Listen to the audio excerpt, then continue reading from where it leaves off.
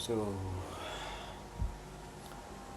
what's up guys? It's me again, Kensman, and it's been a while. Our last post. So I just want to share something with you about last. So, ano ba yung bagay na nakakalimutan ng lalaki kung bakit siya ay patuloy na nahuhulog sa pagkakasala o dun sa kanyang kahinaan?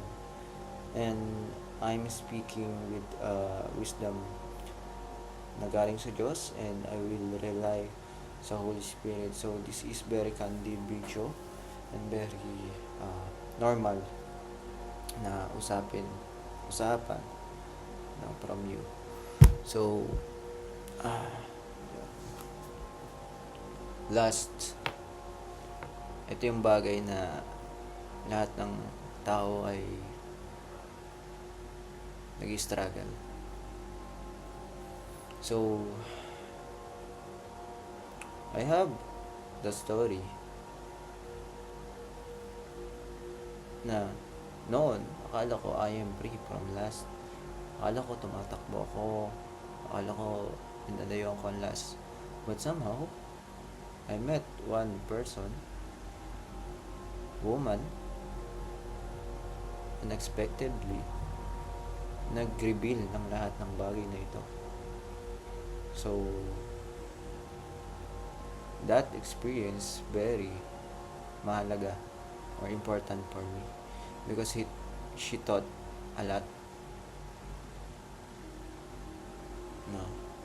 So, akala ko from the beginning na nakalaya ako sa ganitong bagay ay hindi ko na mararanasan, hindi ko na mararamdaman ulit yung ganong pagkalaglag sa tukso.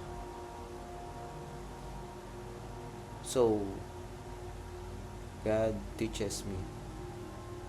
God taught me that lust is not threat. Mali ang pagkakaalam natin sa lust. I'm not saying na hindi mali ang lust, but I'm not saying na tama ang lust. Ang gulo. I'm not saying na mali ang lust. I'm not saying din naman na tama yung lust. Ngayon, I met that woman. She's very kind. She's beautiful. She is family-oriented. She can do all things para lang ma-please ako. And dumating yung point na akala ko sa mga bagay na isinuko ko na sa Diyos ay hindi ako mapopol sa temptation.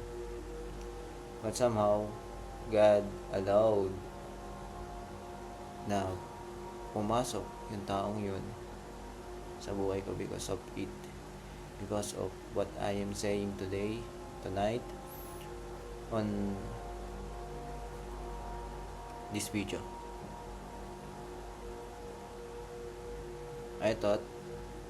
I was thinking that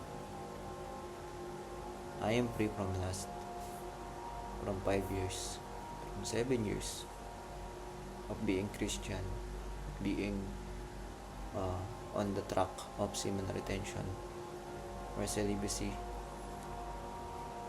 But somehow, my desire ay nakatago sa kaibuturan ng pagkatao ko. The urges ay nakatago sa identity na nabuild ng ego ko. Na I am clean, I am holy. But there's a trauma na hindi ko dinidil.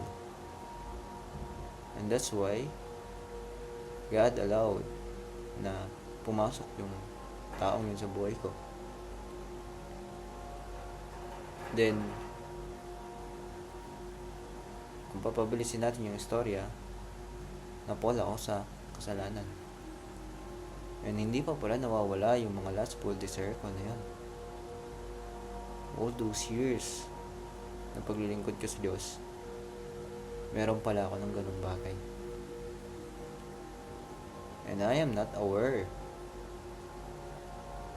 na meron ako nun.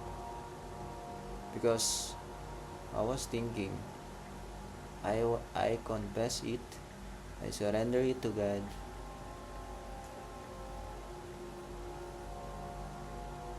so that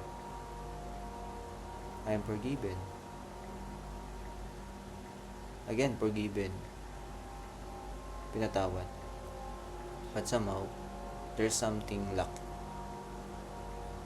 Yes, pinatawad tayo, pero hindi inalis ng Diyos yung mga lustful thing, lustful desire na meron tayo. Nakatago lang siya sa pagkatao natin, sa puso natin. Kaya sinabi sa Bible, our heart is deceitful, but somehow, ano yung gusto ng Diyos sa atin? Yun yung heart na meron tayo. Yun yung heart na fully surrendered and handang sumunod sa Kanya. But somehow, ano yung bagay? Diba yung puso yung dahilan yung bakit tayo nagkakasala? Ngayon, lumabas itong desire na to. Lumabas yung mga unhealed trauma na meron ako dahil sa taong yun. And I express it sa taong yun. So, if mapapanood to ng taong yun, I know there's something na itinuro din sa iyo ang Diyos. Meron din bagay naman napulot ka. Then again, I want to share something kung bakit nahuhulog ang lalaki sa kasalanan. Sa last, paulit-ulit. Kung pupunta tayo kay Joseph, he is the only man of God na nakatakbo, nakaalis, no? Tinakasan yung pagkakasala o yung tukso. He ran, he flee from it because walang tao na kayang tumagal kapag last na yung kahar. Taas kamay. Isa ako dun. And I just want to share this revelation sa inyo para hindi na ulit tayo patuloy na nagkakasala at patuloy na nahuhulog dun sa mga kahinaan na yun. Ano yung bagay na yun? Have you ever think anong nangyari kay Joseph after niyang tumakbo, after niyang takasan yung pagkakasalang yun, yung tukso na yun? And I believe inakit siya. Talagang temptation yung lumapit sa kanya because gusto siyang sipingan ng asawa ng hari. Hari. Ibig sabihin, yung taong yun, yung babaeng yun, is not a normal woman na makikita mo. And we believe na hindi basta-basta ang asawa ng isang hari. She is a very attractive woman, pleasing woman, na maybe makikita ng isang tao. And why Joseph is the only man of God na nakagawa, nakaalis sa ganung bagay. From the beginning, sa kwento ni Joseph, he is a dreamer. He has a vision from God. And that's why, yung vision na yun, ayun yung patuloy na sisirain ng kaaway. And a lot of us, a lot of men, there is a vision na binigay ng Diyos. Because from the beginning, sino ba yung binigyan ng command ng Diyos? It is Adam. From the beginning, sino ba yung unang create ng Diyos? It is a man. And a man is created by the God's own image. Our God owns image. And ang babae, kinuha sa tadyang na lalaki. So I hope nakikita mo yung pattern na ikaw bilang isang lalaki, kaya nararanasan mo yung lust, kaya mo nararanasan yung temptation, because there's something in you na gustong kuhain, sirain ng kaaway.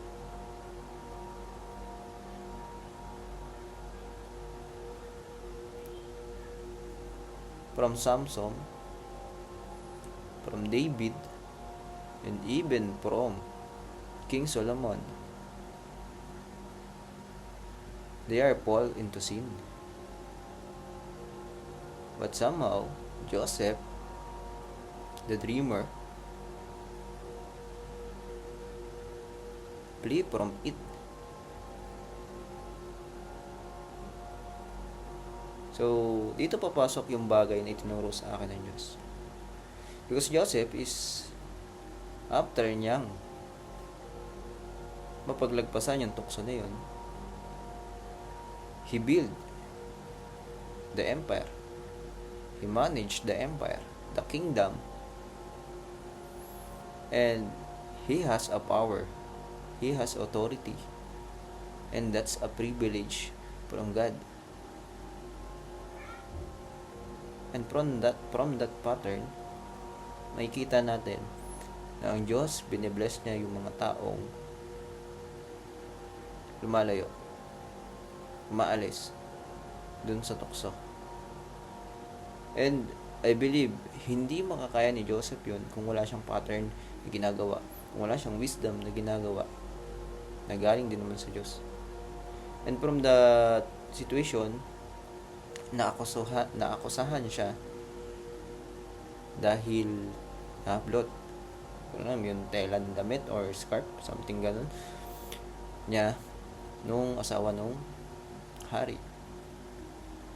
So, naakasuhan siya na ahalayin niya yung asawa ng hari. So, nakulong siya. And sa kulungan,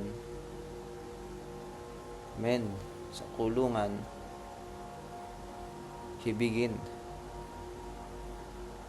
No? There's something na nangyari sa kanya. He become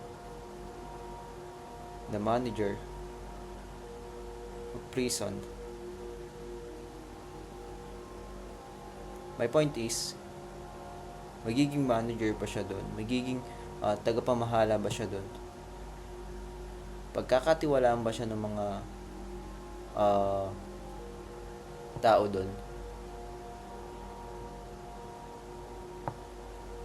kung walang nakikita sa kanya, kung wala siyang ginagawa. And a lot of us nalilimutan yung konseptong to. We are just running sa bagay na yun. And nalilimutan natin yung situation after that. Ano nang ginagawa mo after mong tumakbo? Ano nang ine-entertain mo after mong takbuhan yung kasalanan? Saan napupunta yung urges mo? So, this is a sexual transmutation na sinasabi ko. Our urges, our lust, desire, hindi yan ilinagay ng Diyos dyan para ikasama natin. It is a driving force na kailangan natin ma-unlock, kailangan natin maintindihan. And hindi ko kayo pinipilit maniwala, but somehow tanungin nyo na lang ang sarili nyo, bakit lalaki ang top tier? Bakit lalaki ang binigyan ng Diyos ng authority? Bakit lalaki ang nag-handle ng mundo? Bakit lalaki ang may kapasidad na mamahala? Bakit lalaki? Si Elon Musk, no? Siya yung I believe siya yung isa sa mayaman ngayon sa mundo. top 1, I don't know.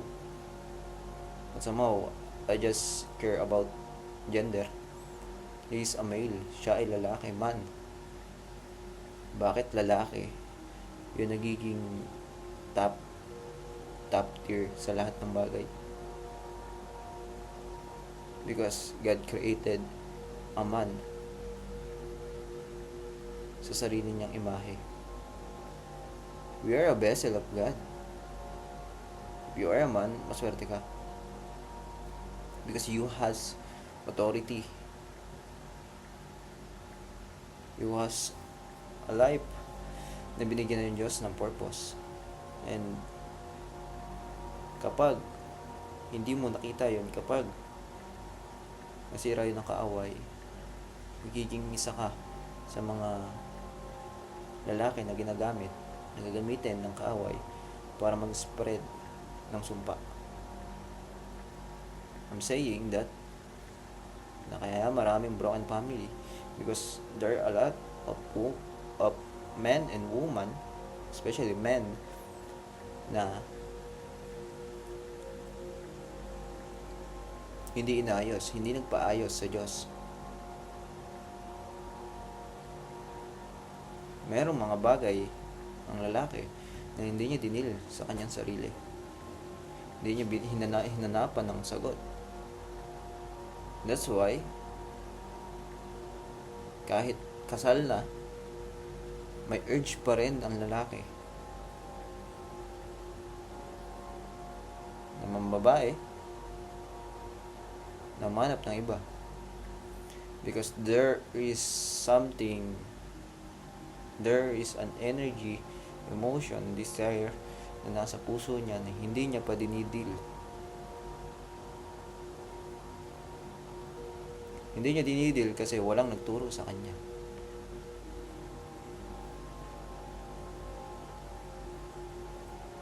Because a lot of us thought that lust is a very threatened thing na pag-usapan. Ayaw natin pag-usapan yung bagay na yun. Ayaw natin pag-usapan na nagkakasano tayo sa bagay na yun. And I believe hindi pag-iwas, hindi lang basta pag-iwas ang ginawa ni Joseph. A lot of us iniiwasan yung emotion na yun. But I believe Joseph hindi. Si Joseph hindi. Ang pagtakbo niyang yun, pag-iwas niyang yun, ay nangangahulugan na ang kanyang buhay ay naka-align. Yung nararamdaman niya at the present situation, tinutokso siya, mas pinili niyang i-focus sa ibang bagay. That's why nag-level up siya dun sa kulungan. That's why naging top tier siya dun sa kulungan. Because there is something in him na kailangan niyang i-express through action. I'm saying that lahat tayo mayroong purpose na binigay ng Diyos, at yung purpose na yun, yung last, yung susi para magkaroon tayo ng driving force, not motivation, driving force. Because sexual energy is a very powerful thing. You can create.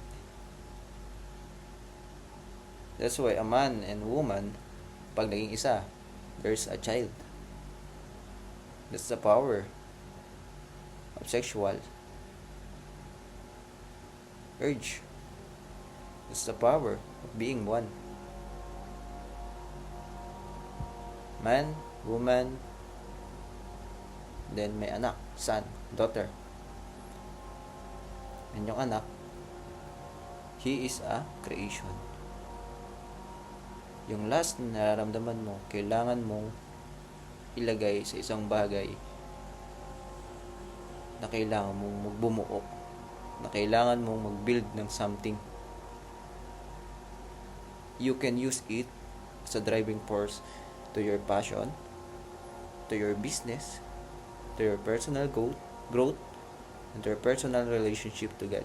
Because lust is energy and the expression na naghahanap ng validation.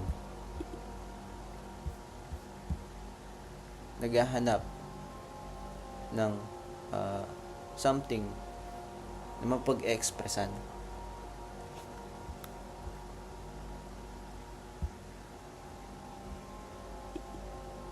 So that last is very useful desire na meron tayo ng kalalakihan. But somehow, mali ang paggamit natin nito. And yung desire na yan, hindi ilinagay sa iyo ng Diyos na wala lang. We are just numb. Sabi sa Bible, our heart is deceitful because ang katotohanan ay we are just numb. We do not know how to use our heart. We do not know how to use properly our mind. And once na wala siyang correlation, wala siyang alignment to your spirit, soul, body, mind, and your heart, there's a lot of distraction, there's a lot of misalignment na mararanasan mo. And if you are falling again and again sa lust, sa kahinaan mo, there's something na kailangan mong baguhin, na kailangan mong redirect. And I believe, isa rin dito yung addiction. If you are addicted to porn, to games, to instant gratification, to instant entertainment na nakikita nyo sa social media, that's a driving force. That's a very best sign na you have a driving force na kailangan mo lang i-align. And very dangerous sa lalaki pag nalaman niya yung sexual transmutation, because he can create, he can conquer.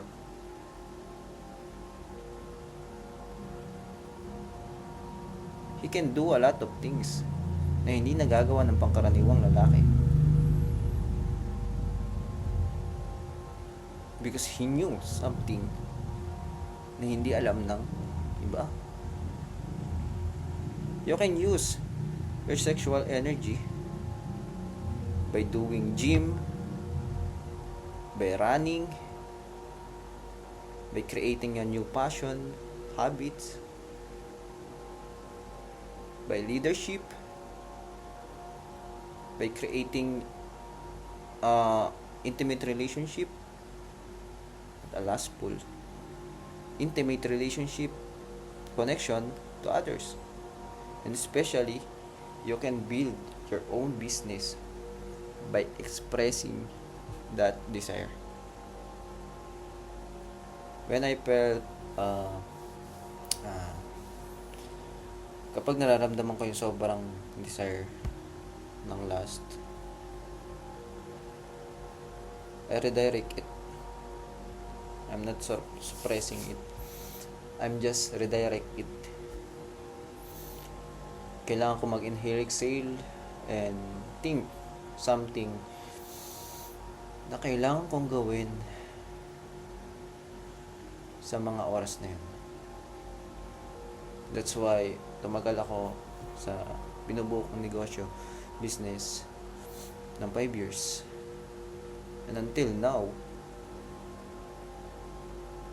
wala akong nakikitang bunga, but somehow, I see a lot of privilege, breakthrough sa karakteristik ko, sa personality na meron ako, because that is something na kayang gawin ng sexual energy na meron tayo. If you can know how to redirect it, how to use it as a driving force, you will be a conqueror. You will conquer something. You will conquer a lot of things. You can build something. You can build an empire. You can build your business. You can build yourself. You can build your confidence. You can build a leadership. That's the very best thing na natutunan ko sa last. And taas kamay, hindi ako exempted sa mga bagay na yun. naranasan ko siya, and blessing sa akin na meron akong desire. Kasi hindi inilaw ng Lord na ilagay sa akin yan nang walang dahilan. Nilagay niya yan para gamitin ko. Maging matalino tayo sa paggamit ng bagay na to. And if you want more clarity about sexual transmutation, you can uh, search it sa YouTube. Maraming nagtuturo nito. But somehow, this is my very personal things na ginagawa. So when I want to express my urge, that desire, lalo na kapag mag-isa ako, I do running, and I do journaling, I do trading, I do gym, and I play sports.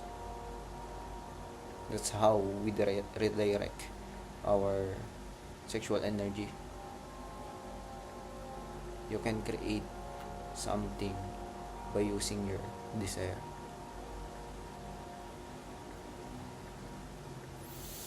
So, kaya si Joseph nakapag-create ng empire. Kaya siya nakapag-manage ng empire. Kaya siya naging blessing sa kanyang pamilya. Because he knew something na hindi alam ng mga nakapaligid sa kanya. Kapag pinili ka ng Diyos, kakaiba yung mga bagay na mararanasan mo. Kakaiba yung mga bagay na kaya mong gawin, na kaya mong isipin. And that's the sign nandun ang pribilehiyo sa'yo ng Diyos. So ayun, if you are patuloy na nahulog sa kasalanan, ibig sabihin lang nun, wala kang ginagawa sa buhay mo. Umawa ka ng damo, umawa ka ng lupa, lumabas ka sa bahay, butin mo yung mundo, mag-explore ka. There's a lot of things, beautiful things na ginawa ng Diyos. Kailangan mo malaman, kailangan mo makilala ang sarili mo. And so yun, do sexual transmutation sa lahat ng ginagawa mo. Do it, and God will reveal something new, and God will bless you like Joseph. So yun lang, and hopefully kung nakaabot ka sa puntong ito, almost 30 minutes, congrats, because your dopamine is very manageable. So ayun, thank you again, and see you around, and God bless you.